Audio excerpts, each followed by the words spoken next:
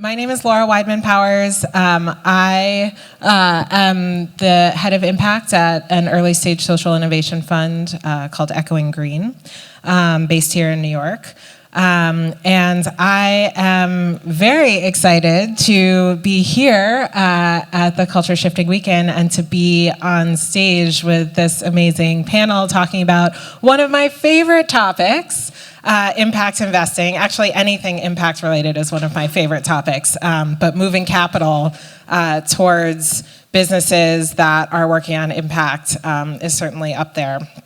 I am joined here by Jacques-Philippe Piverger, the co-founder and managing partner at Ozone Ventures, Nasir Qadri, venture partner at Pier 70 Ventures, Patrice Green, program officer for inclusive economies at the Surdna Foundation, and Joe Scantlebury, vice president for program strategy at the W.K. Kellogg Foundation. So I am going to start out with a couple just quick get-to-know-you polls of my panel, since I know you all have access to full bios. So first, can you raise your hand if you make for-profit investments as part of your work? Great. Cheers for that, yes. Raise your hand if you also make nonprofit grants. Great. So legal structure agnostic over there, I see you. And if you expect a return on your for-profit investments, raise your hands. Impact investing and expecting a return on investment. I like it. Okay, so quick get-to-know-yous for context. Can everyone just run down the list and share your assets under management and the approximate amount of money you move or investments that you make each year, just so we get a sense of what we're talking about here? Sure, thank you again for having us. On our end, we're a relatively new fund. Collectively, we've invested in over 100 companies and moved more than $1 billion. More recently, our fund that we're building right now has a $50 million target. And we've run a beta over the last 3 years, which included $100,000 in 27 different companies, just to test our process, which we believe to be somewhat differentiated from the norm. And I'm sure I'll get a chance to get into that a bit more later. Thank you. Thank you. Yeah, thrilled to be here. For us at Pier 70, we are also a fairly new fund, headquartered out of Seattle, Washington. I'm based in Washington, D.C. Target size, 250. It was founded by two Boeing executives. And within Boeing, they have experience in investing, particularly in general in venture capital firms. So they deployed $250 million, returned a little south of $4 billion. For me, I've spent, in the spirit of social impact investing, I spent the past 8 years finding and developing, investing in early stage education technology companies. 24 investments, 6 deals lead and 3 exits to date, and been very intentional as a unifying theme, investing in women, people of color, and entrepreneurs who come from outside of your traditional tech hotbed. Thank you. Good afternoon. The Surdna Foundation is a 100-year-old family foundation based here in New York. We're a national foundation with a $1 billion endowment and a $100 million carve-out for impact investing, with about an 80-20 split between mission-related and program-related investment. And we're about 60% sort of out in the market on that. And we do about $50 million in grant making each year. And our program, the Inclusive Economies team, I'll shout out my colleague, Michaela Davis, who is also here. We do about $9.3 million in grant making annually. Thank you. Before I give you numbers, just a little bit about the Kellogg Foundation. We're a foundation dedicated to children.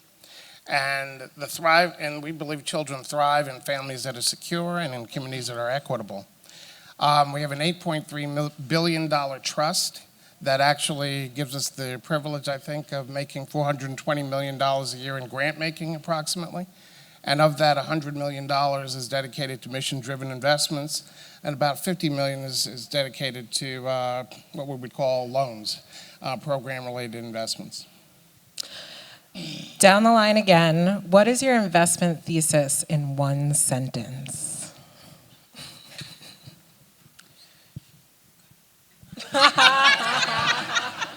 Let's see. Pier 70 Ventures is a inclusive venture capital fund that's focused on finding, providing catalytic capital, and scaling early and growth stage businesses where our partners have domain expertise. So education technology, fintech, and real estate tech are our core sectors. Thank you. So for Cerna, we look at our impact investing as another tool in our toolbox. And we're really looking at how do we leverage impact investing to support our overall mission to foster just and sustainable communities. And then particularly, how do we move capital through fund managers of color who are supporting entrepreneurs of color that are solving the problems of today for the communities most impacted. Thanks. I would simply say, you said one sentence, right? Yeah, there's been a lot of commas on the stage so far, but that's all right. Semicolons are your friends. Semicolons, yeah. I'll simply say that for us, racial equity is central. Racial equity is central to everything we do.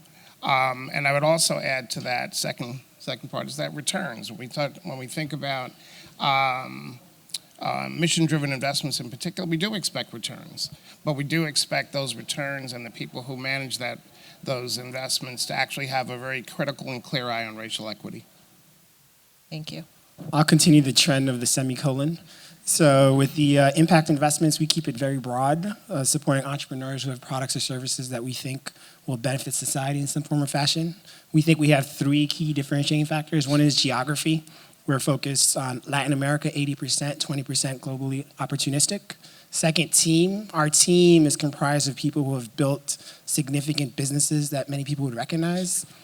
Lime, the scooter ride-sharing company, Skype, Airbnb, Gympass, a solar company that grew pretty fast. So we like to think that we're able to help companies grow much quicker than they otherwise would.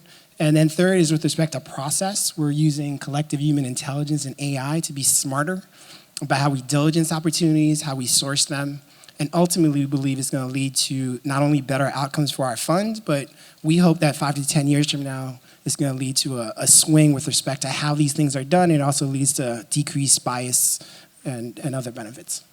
Thanks. Okay, so now you all have heard a little bit baseline about folks on the stage. We are going to do Q&A. And so I'm priming you now because I've heard that everyone rushes at the very end, and I want to make sure that we have some questions up front. So start thinking about your questions while I keep asking some more, and we'll switch it to the audience in a few minutes. So return on investment. With dollars, that's easy to measure. How do you all think about ROI when it comes to impact? And what does that balance look like as you think about that in relation to the ROI that you're getting financially?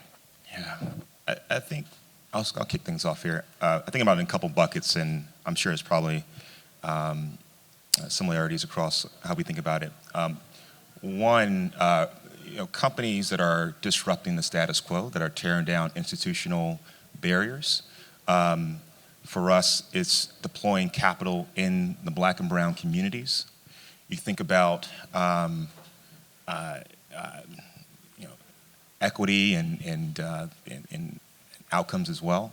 So, but disrupting the status quo, tearing down institutional barriers, and adding capital into Black and brown communities. So for us, it is a unifying thing that we're looking at diverse management teams. So as we won't, even if it's we're gun ho on the team has to be diverse, and so that's a social impact component to our thesis.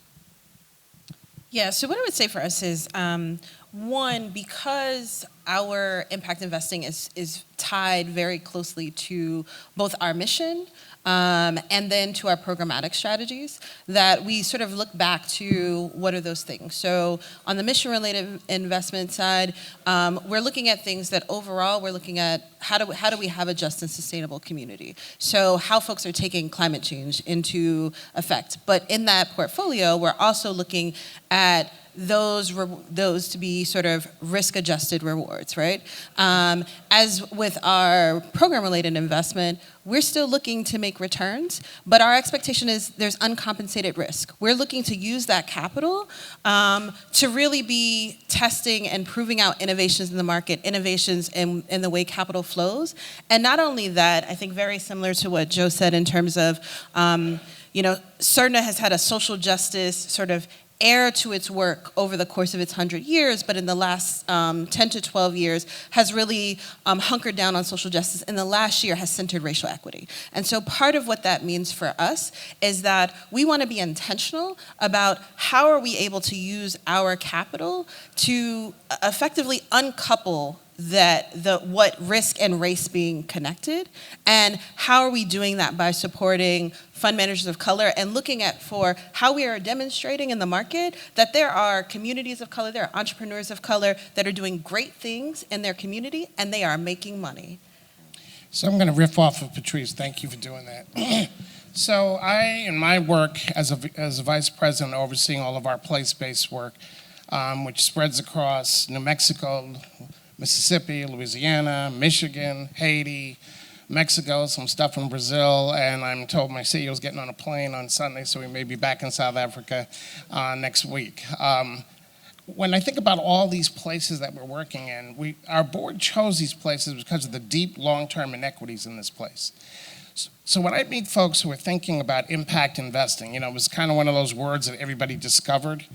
And all of a sudden, you'd meet people in any setting, anywhere, they hear that Kellogg does impact investing and would want to have a conversation. And great. I'm on LinkedIn, have a conversation, it's all good. But I ultimately want to ask the question when folks come to me telling me about return on investment, what difference are you making in the work that you're doing? What difference do you intend? So even in the places that we do PRIs or places in which we do a mission-driven investment, we're asking the question, okay, it's a health-related investment. Are mothers better off? Are children better off? How are you capturing that? If we're doing something that's related to employment, so in the city of Battle Creek, one of those flyover places, right? We're asking the question, can we invest in a small city and regenerate its economy? Not can we simply make grants and do some good work and see some small businesses come about, but let's use Detroit. We invested in the Entrepreneur of Color Fund. The result of it has been many, many, many more small businesses and entrepreneurs showing up and getting access to capital so they can join in to the miracle that is Detroit's rise, on and on. So we're asking ourselves, so who's coming? Who's benefiting? How are they benefiting? Those are the questions that ultimately I'm listening for when I'm meeting folks who are pitching me or my colleagues for a loan and investment, or, hey, I'm a fund manager of color. We say, that's great, wonderful. We invest in all fund managers of color. That's who runs our portfolio. We want great return, but what are you about? And how does that show up?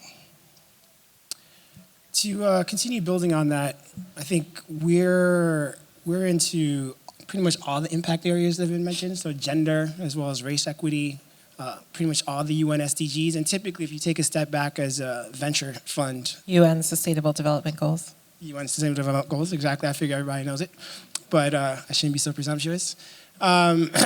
Typically, we would look to make it slimmer, right? We'd pick a couple, and that wouldn't necessarily represent all that we care about. So what we decided to do instead is change the process. So create a platform that we can use leveraging all our resources. So in our case, for example, as part of our beta and the 27 investments I mentioned, we have a universe of over 2,500 functional and sector experts that we lean on for helping us make those investments. I'm describing it as a transition from the me model to the we model. Right? I think I'm great at lots of things, but I know for a fact that there's no one thing that there aren't 50 other people who are better than me at that one thing. And so we leverage that. We have a platform that we've developed. And the idea for us is we can now bring significantly more resources to all the issues that we care about and that we know everyone else cares about, and to do it in a meaningful way, right? We talk about these trillions of dollars that are in the investment universe. A very small portion of that thinks of impact in the way that we think they should be. So in as far as we can de-risk what it means to invest in early stage companies. So those 27 companies, one stat I'll provide, because I could go on forever and I don't want to take all the oxygen in the room, but the typical angel investor, about 10% of their investments have an up round in 12 to 18 months, raise more capital. Typical top quartile venture investor that does early stage investing, 20% up round in 12 to 18 months. Our cohort of 27 companies, 80% up round in 12 to 18 months, 40% women, 50% minority, without having a filter on women and minority. So what that says is the collective human intelligence is actually really smart and far less biased. If it were just me, maybe it'd be all, black men from Haiti who went to my schools, right? And so we're looking to move away from the ego model of I'm an expert, I know better, to a collective model, which we think is gonna drive change across lots of sectors. So you're talking about this idea of the folks that you invest in going on and raising more capital. So I'm curious, who funds those folks the next time around? And is that a way, or are there other ways that folks on the panel that you work with more traditional investors, or that more traditional investors could get involved with the type of impact investing you do? So I can take this. For us, I raised my hand for market-based returns and expected returns and not the grants, although I think grants are amazing. So an example of a company that we invested in recently is a smart engine company that makes engines for electric vehicles. These motors are half the size of the traditional electric engine, right, that's produced, but put out more than 3 times the power. It hits on at least 4 of the United Nations Sustainable Development Goals, but it's a massive market.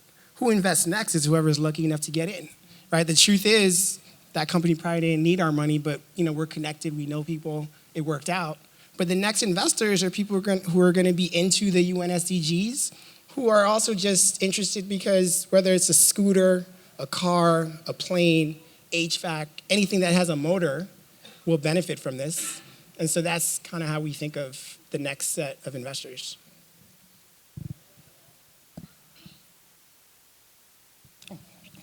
Sorry. I want to go back to when we think, just to go to take your question a different direction. I think very often what we listen for and try to observe is investors and ideas that are really bold enough to think about racial equity in a very specific, clear way. If we're talking about something as mundane as housing, are we talking about investors who are willing to talk about the history of restrictive covenants and the legacy that they've created, and then to think through what is the investment portfolio necessary to drive equitable housing? Something bread and butter, but also something that's really critical to families.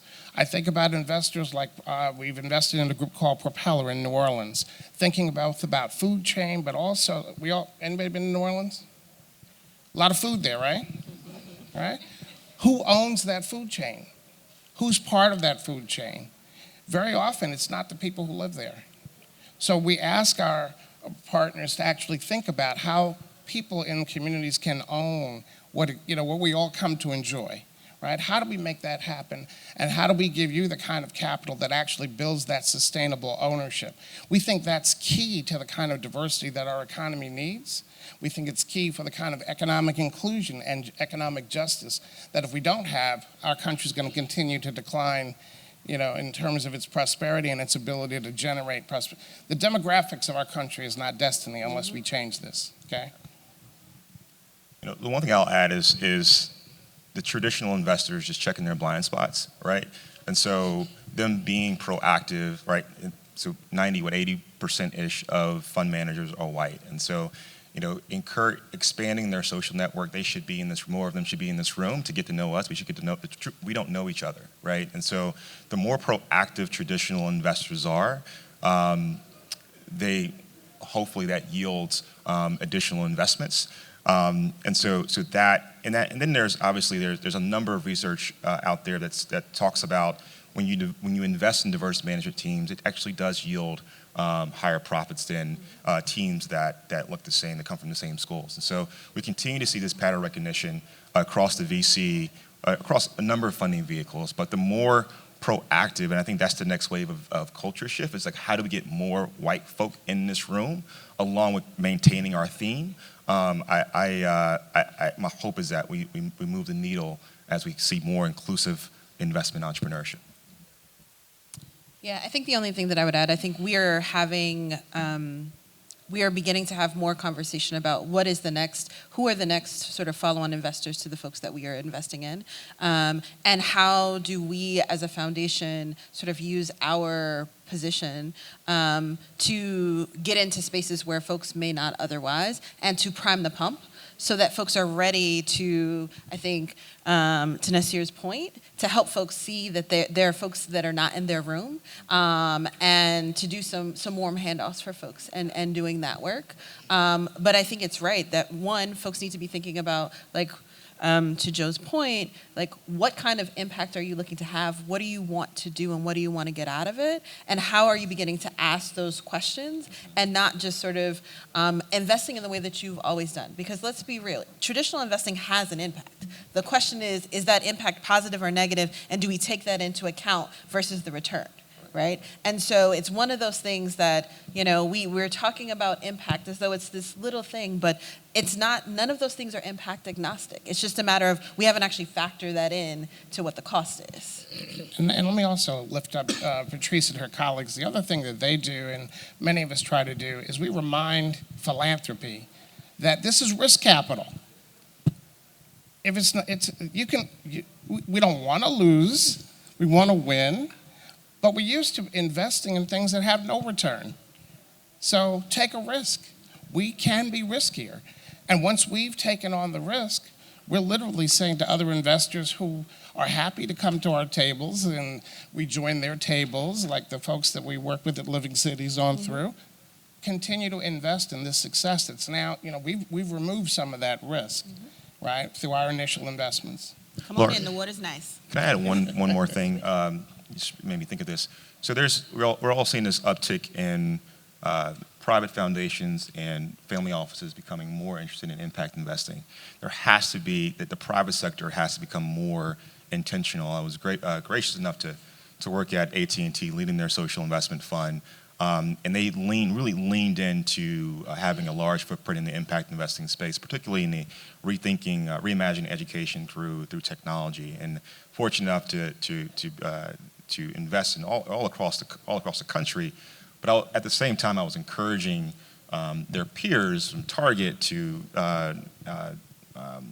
Home Depot and even Verizon who has actually been proactive in housing accelerator programs, et cetera. So the private sector, there has to be more of an intentional direct, providing capital in our communities, particularly as it relates to impact investing across all types of social sectors. Thank you. So we're going to go to Q&A, and while we're finding our first question, I just want to highlight two things that I just heard. One is this notion that all of you are impact investors, like it or not. The question is just, is your impact positive, negative, or neutral? So that's a good thing to go home and think about. And then two is this idea that if you can keep tabs on the impact investors, they're actually de-risking the most high impact from a societal standpoint investments in a way that will allow you as a quote-unquote non-quote-unquote impact investor to go ahead and do follow-on funding and get the return that you need while having the positive impact. So 2 points that I just want to make sure everyone is hearing. Okay, first question. I see 2 hands, so maybe let's do 1 and 2. Well, thank you. I really didn't want to ask questions today, but I am actually an emerging manager, so 2 years in, so I am that. We run a fund in North Carolina called Resilient Ventures, and so we have a straight up racial equity thesis. So we actually have 3 years experience. Mine is a question and an encouragement. One is that I am a guy that teaches white people about racism, and I teach white Christians and white venture capitalists in my circle, in my network, about racism. I teach them straight up racial equity right out of Kellogg. So that's our curriculum. So just to make sure to check myself, what are the main things you think, as you would say, do we need to teach white people about this question? Make sure I'm on the right page here. That's a wide open question. Unpack that, Joe. Everybody wants to answer this question. Can I say something really quick? And I think lots of folks could weigh in on that. I will focus on a couple of things specifically. We published an item called the Business Case for Racial Equity. I recommend that to everybody to read, not just white people, but everybody should read that. We're leaving a lot of opportunity on the table all across this country and beyond this country by not being able to see the value in human capital all around us and the value of human beings. The simple truth is this: a person of color who's involved with investment, the fact that they're a person of color is not a risk. That's not the risk. But everybody in this room who's been in this work for a minute, you know that when your face shows up, it's automatically a risk. It's seen as a risk. It's treated as a risk. And guess what? We even risk each other. What's that brother trying to sell me? He from Haiti? What they doing in Haiti? What they doing in Haiti? Well, I'll tell you what we're doing in Haiti. We're partnered with SUNY to build a sustainable village in Akaye, right? Because the people there have self-organized. Even with all the horrible stories you hear about Haiti and this, that, and the other thing that's not working in Haiti, what we know in Haiti is that the people work. The people get stuff done. And so therefore, we're investing in the people in the community who've organized, and we brought SUNY in as a partner to come in on the ground to bring intelligence and capital and intellect to many of the conversations that are happening. A state university system that's willing to take on the risk. I don't have anything special for white people that everybody else shouldn't have. A couple of things I would add there. I think Darren earlier today hit on a few things, especially around making sure that you're using the knowledge and wisdom that's already in that community, because there's something to be said about making sure that it's culturally sensitive and that you're doing the right thing in that regard. I've also seen it in philanthropic circles. So I've worn many hats. After the earthquake in Haiti in 2010, I helped organize an event not far from here that had about 1,000 people, the governor, celebrities, everything else. And in that regard, even when we were deciding what to do with the capital, I think we made the common mistake of providing to the typical big organizations. But in retrospect, we should have gone with the smaller organizations that are based on the ground because they actually know what the issues are. The other example I'll give is that I was a term member of the Council on Foreign Relations. The former president there is Les Gelb, and we did these policy seminars. And so it would be U.S., Afghanistan policy, U.S., Latin America, et cetera. And for us as business executives, we'd be asked, what is the right thing to do? And we'd provide the answer. And Les would always say, look, this is U.S., blah, blah, blah policy, and we care about our interests. And so as a person of color, I think you have a role to play, absolutely. But I think the leadership, and you have to have people on your team that reflect that community, because no matter how hard you try or what you try to do to be helpful, also read Dead Aid by Mbiso Oyo. It hasn't been done before. My grandfather worked for the UN in the 60s in the Congo. Right? The UN, anywhere that it's been, is still broken. Lots of money has been poured in, and I liken that to kind of, a white male working on gender equity alone. Doesn't mean you don't have a role to play. It means that you have to have support of the people who really understand the fine points of the issues you're trying to deal with. I want to add just one. Brian Stevenson talks a lot about proximity, like being proximate, being proactively proximate. So next year, you and your cohort of white friend investors, you all should be here, right? And so the more proximate you are in building those authentic relationships, the more I think you'll be able to customize and really get a sense of what's happening in our communities, Black and brown communities. Seconded. I think the only thing that I would add, before this life, I worked in federal government for one of those places that's very much responsible for all of the housing issues that you talked about. And one of the things that I was there that I would tell folks is that if we do business the way we've always done business, it's innately discriminatory. And so if you are not in the business of sort of questioning the system, in terms of how it works for you and who it works for, then there's likely someone else who it is not serving, and it is actually probably harming.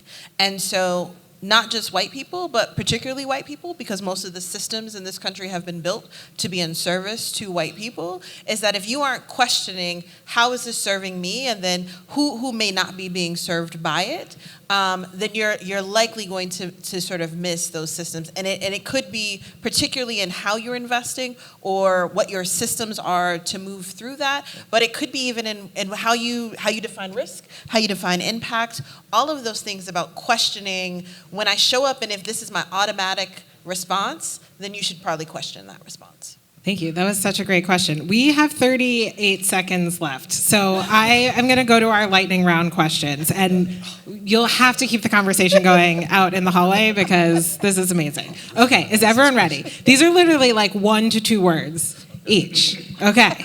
They don't know what these questions are. Number 1, straight down the line, first concert you ever went to. Michael Jackson, a long time ago. Incognito, Tabernacle, Atlanta. I was like 1992, 3. Immature. Fania All-Stars, Madison Square Garden. Okay, number 2, one thing you always take on an airplane. I take my Beats large headphones. A book. I'm always reading it. My phone. Lip balm. Last question. One food you would eat all day, every day if it was healthy for you. I'm from the Caribbean. Rice and beans. Spaghetti. I'm all about the carbs. Nachos. Bacon. Thank you so much to our panel. Thank you, thank you, thank you.